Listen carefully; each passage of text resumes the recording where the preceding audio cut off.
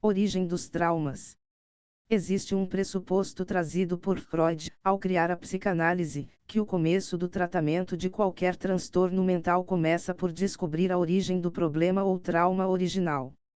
A ideia não é de Freud, mas sim da paciente do Dr. Breuer, que foi apresentada ao mundo com o nome de Ana O.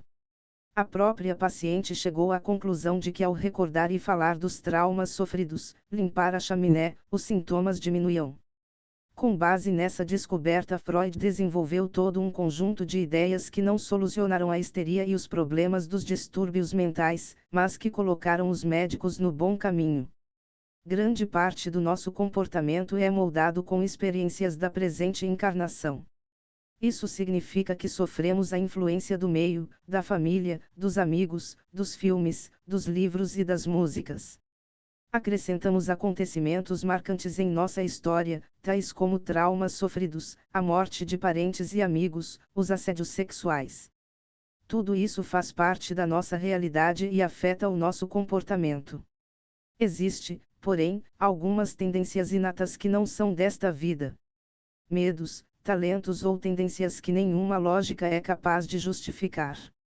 Se o trauma não é desta vida, certamente tem sua origem em outra encarnação.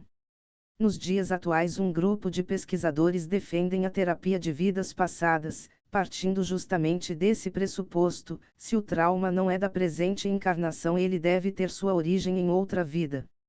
Antes de prosseguir, vamos nos lembrar que a psicologia espiritual tem por base três grandes verdades: a imortalidade da alma, a reencarnação e a comunicação entre vivos e mortos. De uma encarnação a outra, o espírito conserva, de forma latente, as tendências do passado. Não é uma lembrança clara, mas instintiva. Não nos recordamos que morremos em uma queda, mas tememos lugares altos. Gostamos ou não de determinado alimento, mesmo antes de provar. Apenas a título de exemplo, eu me recordo dos grandes gênios que passaram na Terra, e olha que foram muitos. Mozart compunha peças musicais desde os 5 anos. O indiano Akri tatuou como médico com a idade de 7 anos. Henry Janek falou quase ao nascer e aos 2 anos sabia 3 línguas. Aos 2 anos e meio prestou um exame de geografia e história moderna. E assim vai, eu poderia encher páginas e mais páginas de gênios que demonstraram talentos diversos nos primeiros anos de vida, mas não vou. O tempo dos senhores é muito importante para distrações desnecessárias.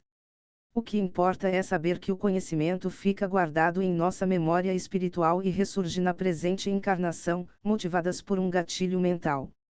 Assim, os traumas sofridos em uma vida podem ressurgir em outra na forma de vícios, medos ou doenças. Talentos tais como a música, a poesia, a aptidão para a matemática, podem ressurgir em tenra idade. Este é um fragmento do livro Temas Ligados à Psicologia Espiritual, de Paulo H.C. Gonçalves. Assine o canal. Falta-nos apenas aprofundar na questão da mediunidade. Estamos cercados de espíritos.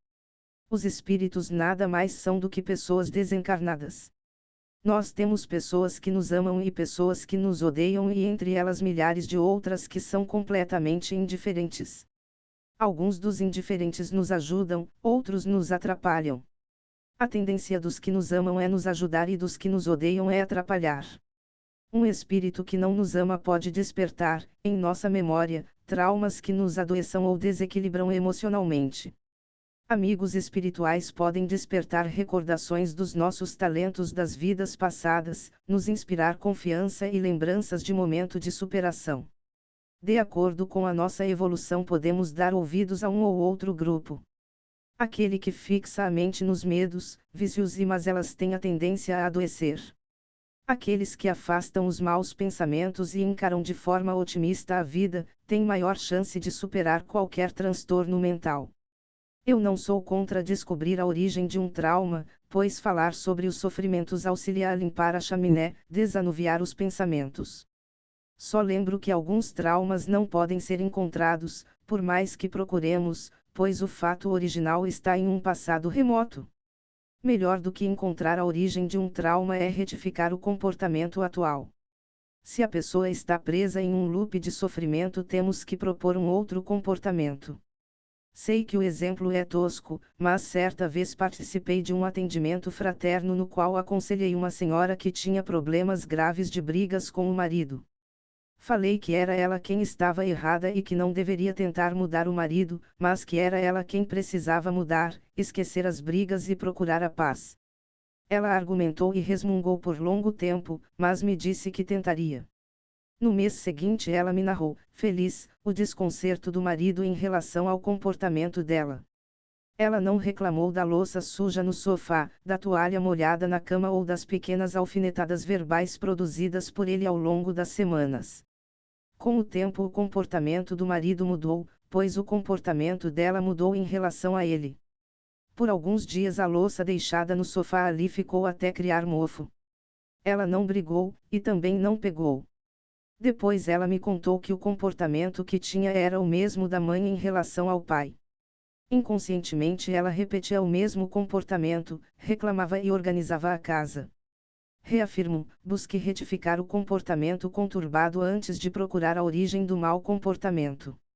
Às vezes essa origem não pode ser localizada, mas podemos mudar a nossa vida de acordo com nossa vontade.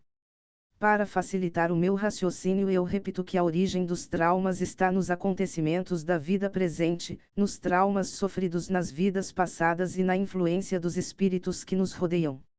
Sob esse último aspecto não fui claro. As pessoas afetam o nosso comportamento, nos traumatizam, estando elas encarnados ou desencarnados. Pode ser em estado de vigília ou durante o sono. Nesse caso o tratamento recomendado é a mudança do comportamento. Veja bem, a senhora do meu atendimento deixou de reclamar, não pegou os copos e pratos deixados no sofá e conquistou equilíbrio emocional. Hoje o marido ajuda nos pequenos afazeres domésticos.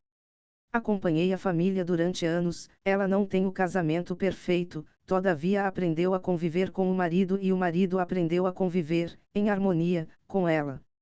Ela mudou e ele mudou. Acontece que temos espíritos que não vemos, mas sentimos a influência. A terapia é a mesma. Ao mudar o nosso comportamento, afetamos o comportamento das outras pessoas. Em relação aos espíritos desequilibrados, que sabemos que nos atrapalham, como podemos mudar o nosso comportamento? Primeiro, deixemos de vê-los como inimigos. Convidá-los mentalmente para a oração, para a leitura edificante. Pedir perdão, mesmo se forem eles os culpados. Agir com equilíbrio em todos os lugares. Segundo, vigiar o próprio comportamento e o comportamento das pessoas ao nosso redor. Quando o espírito não pode nos influenciar diretamente, ele o faz através das pessoas. Terceiro, aguardar o concurso do tempo. Normalmente ocorre o perdão e quando isso não acontece a espiritualidade providencia a reencarnação dos envolvidos, de preferência na mesma família.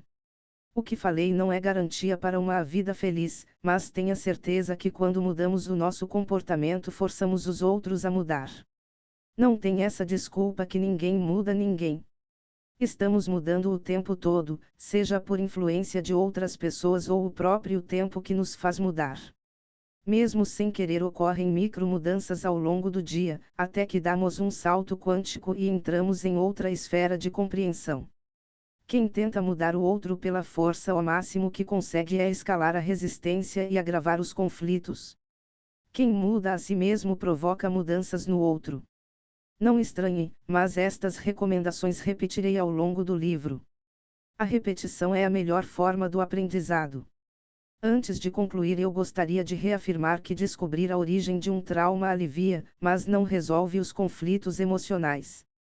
É necessário cuidar da doença em si, ressignificando os acontecimentos e modelando o comportamento. Sobre esse assunto falaremos depois. Este é um fragmento do livro Temas Ligados à Psicologia Espiritual, de Paulo H. C. Gonçalves. Assine o canal.